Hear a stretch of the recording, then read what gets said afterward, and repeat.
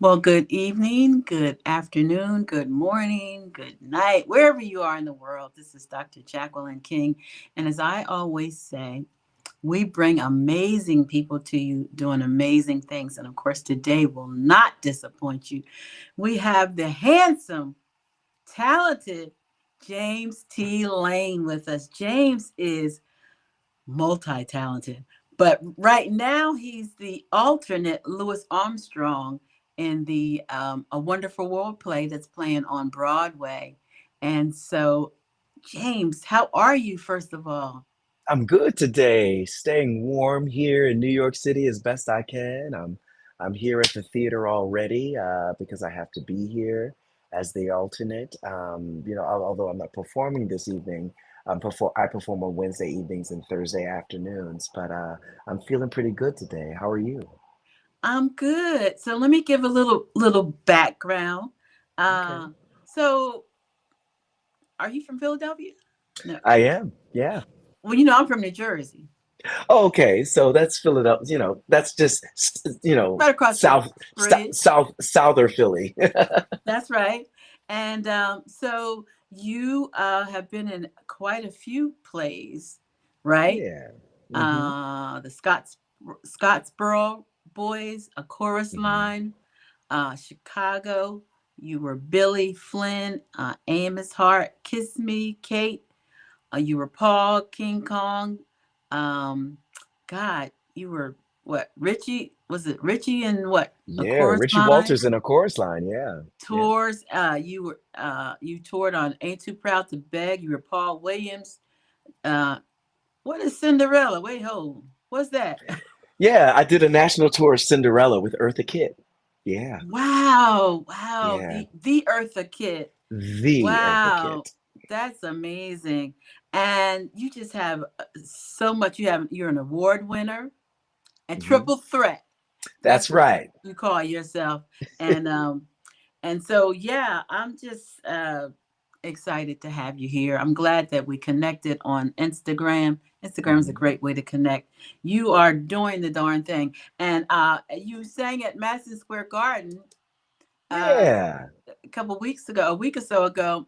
You said it's amazing how you and the other James, and both of your name is James. This is kind of crazy anyway. The two Jameses. Yep. Yeah. So, did you have to train your voice? How did you do that? Well, I would say, may I call you Jacqueline? Is that okay? Jacqueline's fine. Okay. I would say Jacqueline that, you know, eh, the Louis Armstrong voice didn't just start when I started rehearsing A Wonderful World, the Louis Armstrong musical. In order to be able to do that, um, I had to come through and pay attention to years and years of voice training and Oh, discipline. okay. Yeah, in terms of like my voice, the voice that I sing with all the time. So by the time that a part like this comes along, the deck is stacked.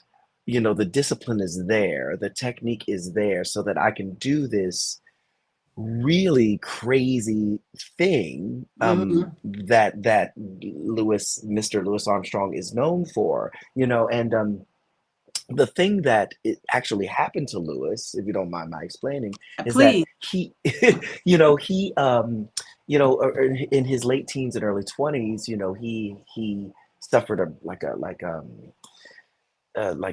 damage to his vocal cords. Mm. He was putting something called Friar's Balsam to, when you have a cold and people got these remedies. Well, the remedy that somebody gave him or that was suggested was Friar's Balsam, which is an antiseptic. And you're supposed to like drop it in, and he was overdoing it and then still singing and coughing on top of that. So over time, his vocal cords hemorrhaged. And Oh. when you play the trumpet, there's a extreme amount of pressure on the cords and on your throat. And so after years and years and years of use, it we come to know that voice that Lewis has today.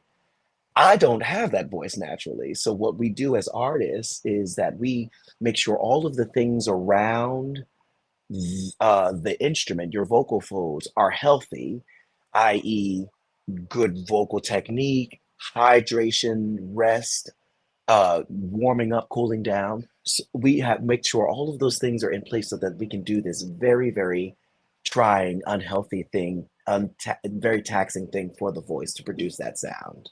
Yeah, Wow, that's amazing. yeah. And So you're saying, wow. How long of voice training have you had? How much voice training have you had?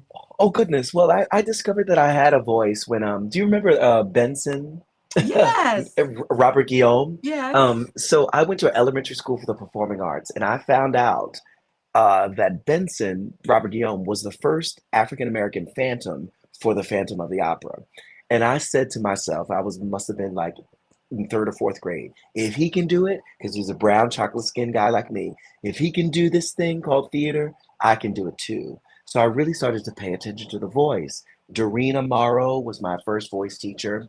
And then I found a couple of them. But when I moved to New York City, I had a voice teacher called named Richard Lissamore. But the bulk of my voice training here in New York City has been with a woman named Susan Icorn Young. And I started working with her, interestingly enough, on a particular voice of the voice of Ray Charles when they were going to Mm. do a Broadway show about him. So we started to work. And Susan's like a one-stop shop. She's Mother Earth, but she's also like opera technique, also with like vocal styling. So I was able to get all that and I've been working with her since 2009. So that's almost 15 years now. And then so the setup was great to start working with Derek Rosenblatt, who is a great voice coach in particular unique styles of voice. He worked with the gentleman who played Beetlejuice, Mhm. Alex Brightman, and lots of other Broadway professionals. So with Derek and with Susan Icorn Young, we were able to build and sustain the Lewis voice. Wow, that's amazing. And so now you say that Lewis, his voice got messed up and that's how it got raspy. Yeah, yeah, yeah, Who yeah. knew that? Right? He thought he just popped out like that. But he was a heavy smoker, a heavy Oh, didn't drinker. know that either. Oh yeah, he loved his Mary Jane, Oh, and oh, he smoked that. you smoke that among lots of, like cigarettes and stuff like that. But he just lived well. He lived well and full. He was a jazz musician, so they had a good time. And then on top of the vocal damage, and a lifetime of drinking and smoking and living the fullest to the fullest, we get that beautiful, beautiful sound that's full of life, right? Full of, you feel everything that he conveys through the lyrics. That's interesting. I was amazed when I didn't see you. You I weren't don't think there when so. I came. Okay, No. because I would remember you. But I was amazed at his story, and the story that nobody really knew. Four Hmm. wives. I mean, who knew? I mean, I didn't know. Right. He was a piece of work, an activist, He certainly was. and he was an activist in his own right. Hmm. Yeah, So yeah, yeah. talk a little bit about that. Well,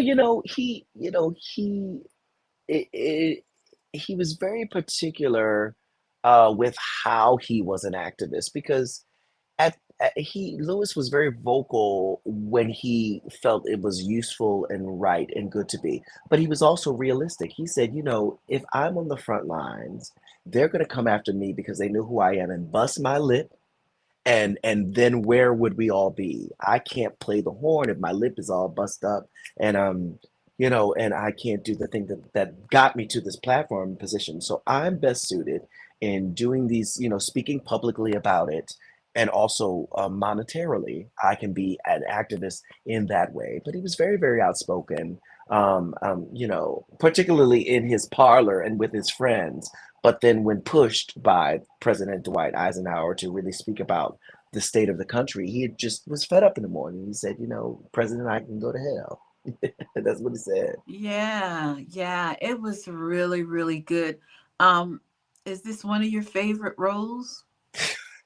Jacqueline, it, babe, it uses all of me. And I often say this about musical theater. There are very few moments in a musical theater actor's life where, as an African American, where before I even step into the rehearsal, I have everything inside of me that I need.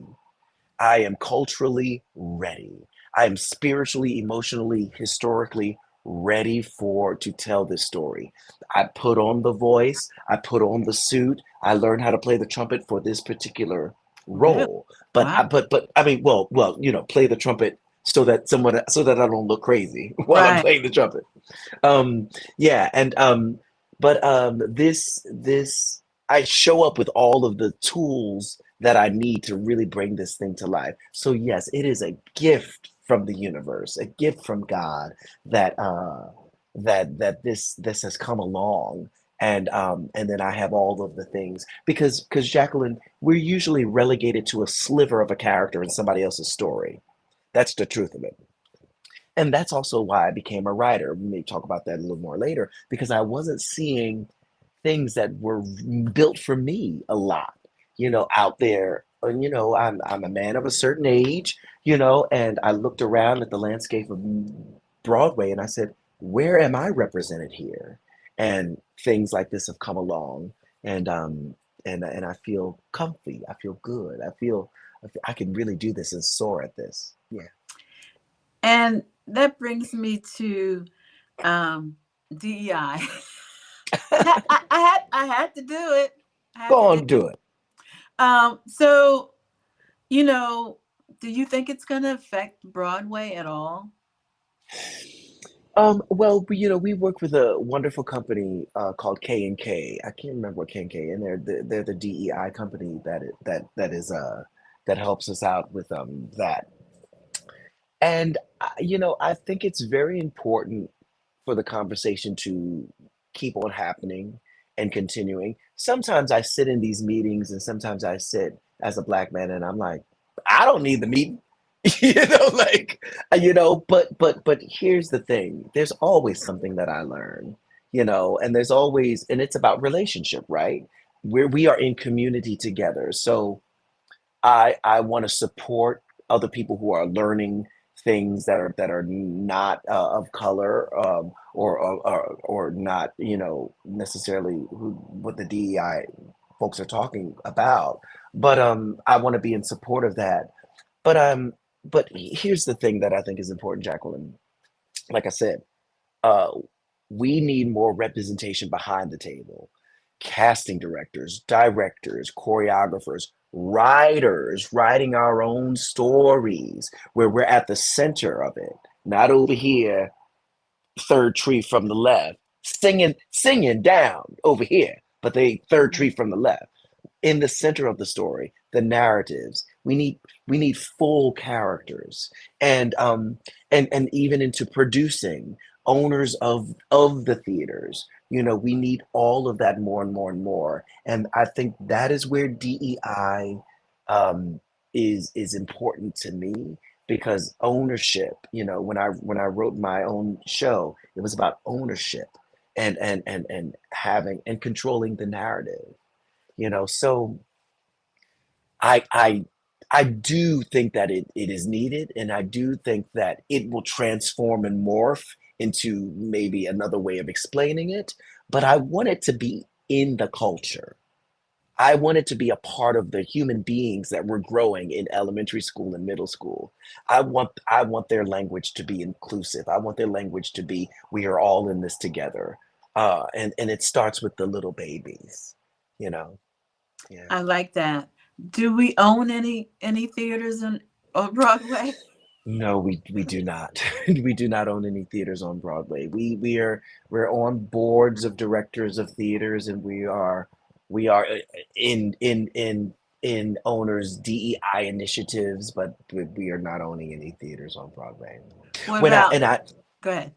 Oh, I was just I know George Faison owns a theater called the Firehouse up in Harlem. That is not a Broadway theater, and I know some folks around the country own theaters that are of color, but they're usually not equity theaters. I know the St. Louis Black Rep is owned by Black folks, and that they are an equity theater, but no Broadway theaters yet. That's right. That's the opportune word yet. Okay, so let's get into the personal now. You have done a lot of stuff and you've come from a long way. You want to talk a Yeah. little bit about where you come from and how you survived and why you're where you are? Yeah, I would love to. I grew up in the projects in South Philadelphia, single mother. My mother's name is Star, and I brother named Terry. And it was us three. Come from a big family, but it was just that unit, right? And my mother lied and said that I that we were in another neighborhood so that I could go to an elementary school for the performing arts. Jacqueline, that does not happen. An elementary school for the performing arts is very rare. And at that place, I had that place was actually desegregated with an arts program. So it became a magnet school for an arts program. It was all in an all black neighborhood, but then the arts, everybody was there. So it was a real melting pot. Jacqueline, I just had my elementary reading teacher come to see the show. Mm, Like that is how wow. connected I was and still into my roots, of the people who made me and nurtured me and secured ballet slippers for me. So that's where I come from. I come from really good nurturing teachers and parents my I had a godmother who paid for my dance lessons. I had a mother who worked at the school as a volunteer, and then that moved into a teacher's aide, and that moved into, working in the office. So that's where I come from, South Philadelphia. I went to a high school that was a music school. So, and then I danced after school and on the weekends. So, and then I mentioned George, Benson, Robert Guillaume. And I knew that this musical theater thing was out there and I had to do it. And my uh senior year of high school, and this was when we were just getting computers in the classrooms. So while everybody was playing computer games, I was writing letters to colleges that I wanted to go to because I knew I needed a full scholarship. I love it. I needed it. And instead of when I wasn't playing computer games, I was writing, after I've sent in the application, I would write a follow-up letter saying, hey, my name is James. I'm into this and I want to come to your school. And so when I went to audition, I'd walk into the door and they'd be like, there's that James person that wrote that letter. And so they had eyes on me. And then I had the stuff to back it up. So it wasn't just smoke and mirrors. It was an introductory letter so that your eyes could really focus on me. And so I ended up picking, I must have gotten full scholarships about five or six schools. I Wow. ended up, yeah, it was astonishing. But there was a lot of ego going on. My head was just getting bigger and bigger and bigger and bigger and bigger. Couldn't tell me nothing. It's like bong, bong, bong. And I went to Carnegie Mellon University, and at Carnegie Mellon, full scholarship, full ride. And I think tuition now is about up to $80,000 a year. Oh, When I wow. was going, it was 50,000 and a year. And Mm, they they didn't let you perform your freshman year. And so much of my self-esteem was wrapped up in my performing. It was my identity. And I said, "Well, I'll show you." And I left the school, Jacqueline. Full scholarship, left the school. wow. Went to Penn State, and it was a better fit. It was a better fit. I could perform, I could express myself, but I still there was something inside of me. So I left Penn State after working with a great teacher there named Spence Ford and other great teachers. The head of the program was a gentleman named Carrie Lipkin, the music theater department. I dipped over into the music department a lot and had teachers like Dr. Anthony Leach, who was a wonderful, wonderful music teacher, professor there, and gathered all of the jewels. And then when I was felt that I was full enough, I went out and struck out on my own. And then I was in Europe. I went to an audition in New York City and got a European tour of Fame the musical. So I Wow. went to Europe, 19 years old in Zurich, Switzerland. I felt like I was Tina Turner. It was just, I always tell the students that I work with, travel and see the world because you don't even know what you don't know. And and just it just opened up my world so much more. And I came back to the United States, and then I did the national tour of fame. And on that tour, I tore my Achilles tendon, Oh, which is like, this is changes the trajectory of your career. And I was 22, so I was doing that Superman thing. I thought I was invincible, and then this happened, and so I was on the couch, and then friends of mine were just like, "Hey, you want to try this? You want to try this drug?" And I was like, "Well, I'd oh, never done wow. anything like that before, like it's so sure." And I have a history of alcoholism in my family, but you know, I didn't think what I was doing was related to my Uncle Sonny who drank Budweisers in his chair all day. Like I didn't know that that was the same thing. It's the same disease. And so before I knew it, I was spending all of my money, I was ruining relationships. I was not showing up for work. I was doing all of the things and slowly deteriorating my body. And by the end of that show that I was the star of, they were sending me home. They couldn't get rid of me fast enough. And then I drug along the bottom for another 2 years in Philadelphia, and I was arrested. I was Oh my gosh. homeless, all of the You went things. through the whole gamut. I went through the whole gamut, and it's the way that I describe kind of being plucked out of that mess was that do you remember the movie The Never Ending Story? It was like a fantasy movie, and some of your viewers may know what this is, but so there was this big dragon looking thing, Falcor. Falcor. He looked like a big Labrador retriever, but he was a dragon. And then Atreyu was the main character, and Atreyu was in like quicksand, and Falcor had a message. Was somebody sent Falcor to go get Atreyu, but then there was this like beast that was hunting Atreyu, and just as the beast was gonna snap Atreyu out, like get him, Falcor lifted him up and out and placed him on solid ground. And Jacqueline, in the nick of time, in the nick of time, I Every was I was everything saved is in God's timing. If in you're God's just time. tuning in, we're with James T. Lane. I had to redo the broadcast, so I don't have your name up there. Uh-huh. He is a celebrity.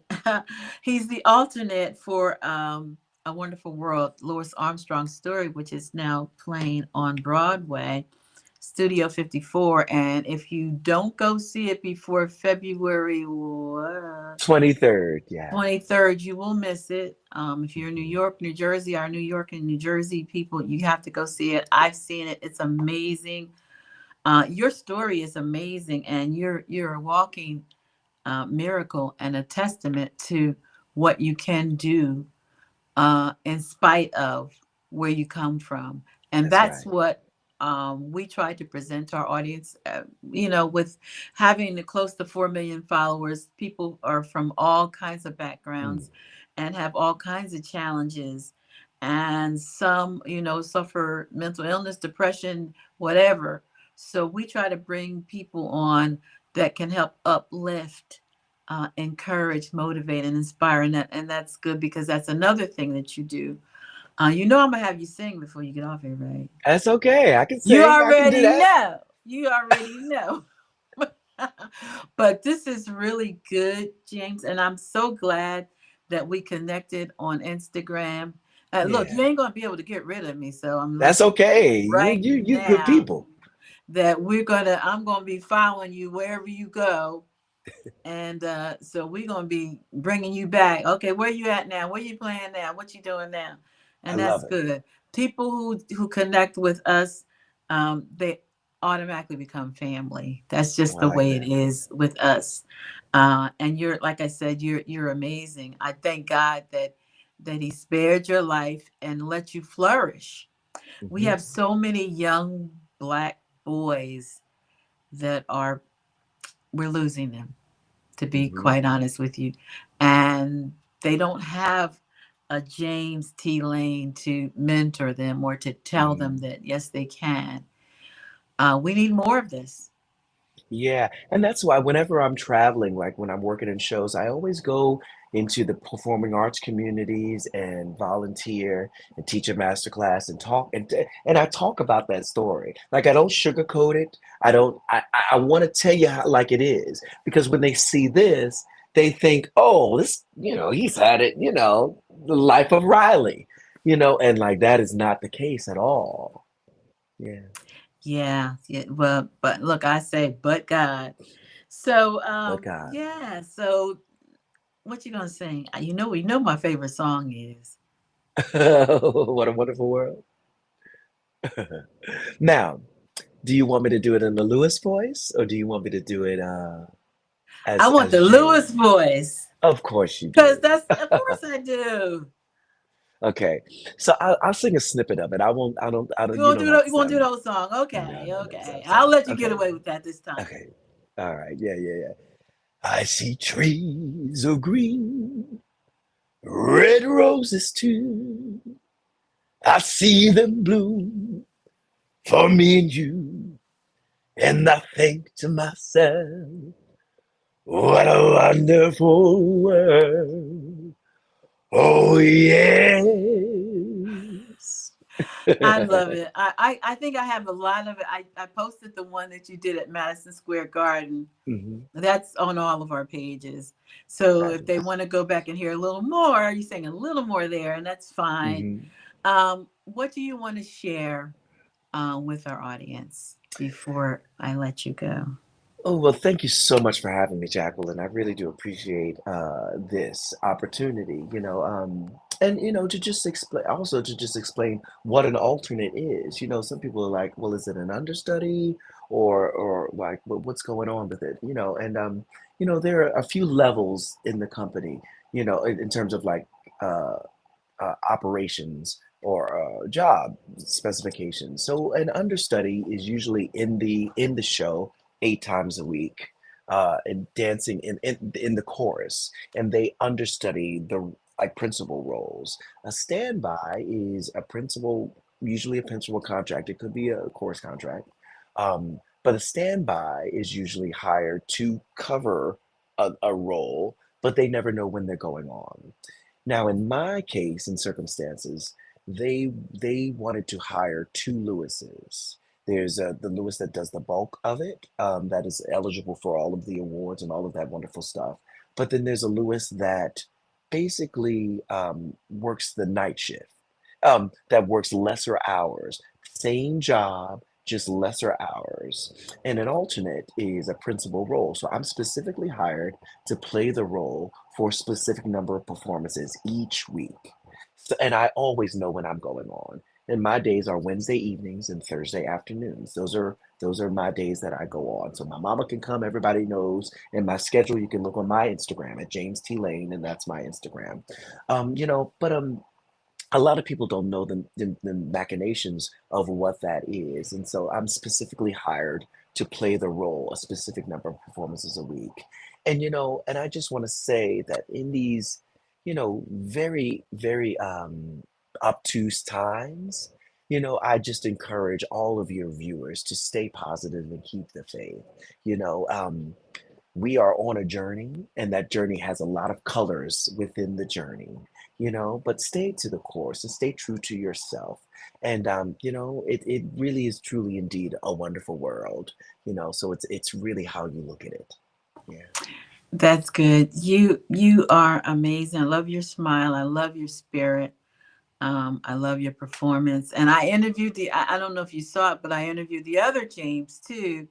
Uh, Oh, I interviewed. It's on my Instagram. I interviewed okay. him live when I was at the show, and two of the other ladies too. So thank you so much for your time. Um, like I said, you're stuck with me, so don't even try. Don't Oh, even I love it. try. I love it. Thank you so much, everyone that's tuned in. Please share the broadcast. We will actually re-air it because some people are still at work, and so we'll play it again and Mm, again and again. Thank you so much, Mr. James, and my absolute pleasure. you have a blessed evening, and we'll talk soon. All right, take care.